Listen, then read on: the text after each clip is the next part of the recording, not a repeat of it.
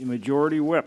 Reserving the right to object, the Minority Leader is requesting to move to legislation after having repeatedly this week requested and asked for votes to adjourn multiple times, leave town.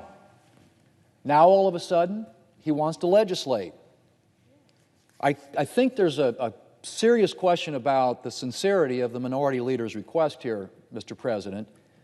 And frankly, to his point, the United States Senate has now twice, and most recently this week, on Tuesday this week, voted on legislation that would do all the things that he says that he wants to do. Help people who are unemployed. We voted on a bill that had unemployment insurance for people who are unemployed.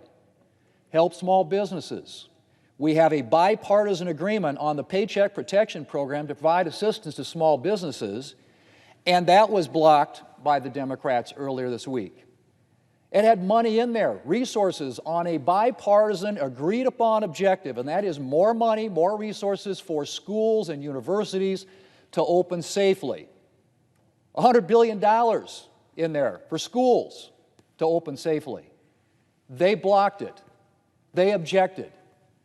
It had money in there for farmers, something that's important to the presiding officer and to me as well. They blocked it. It had money in there for the Postal Service, something that his side has been saying repeatedly we need to address. They blocked it. We had that vote this week. We've taken up legislation exactly along the lines of what the Democrat leader is asking for, and they have consistently blocked it. So, and then to say, well, let's adjourn. We've had multiple votes on adjourning. This isn't serious, and he knows it.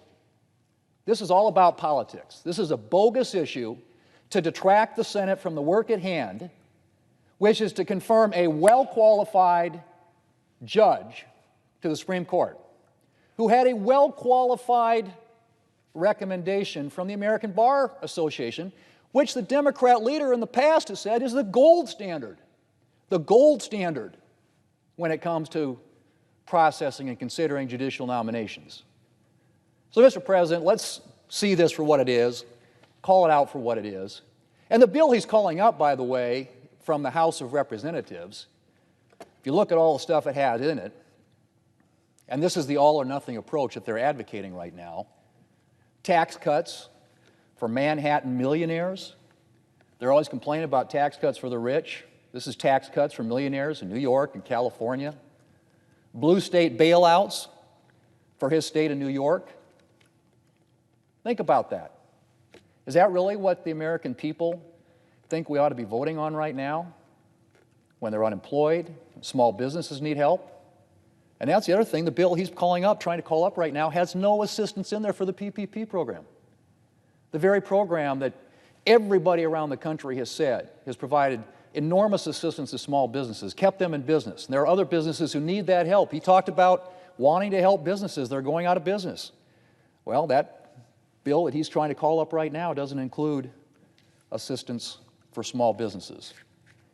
So anyway, Mr. President, this is clearly an attempt to detract the Senate from the work at hand, which is to consider a very well-qualified nominee to the United States Supreme Court, one of the Senate's most important constitutional duties and responsibilities. And we intend to stay focused on that. And if the leader is genuinely interested, he could let us get on the bill that we tried to call up earlier this week that deals with all the coronavirus relief issues that he mentioned earlier, all of which are bipartisan issues, every single one of them on that list. But that isn't what this is about.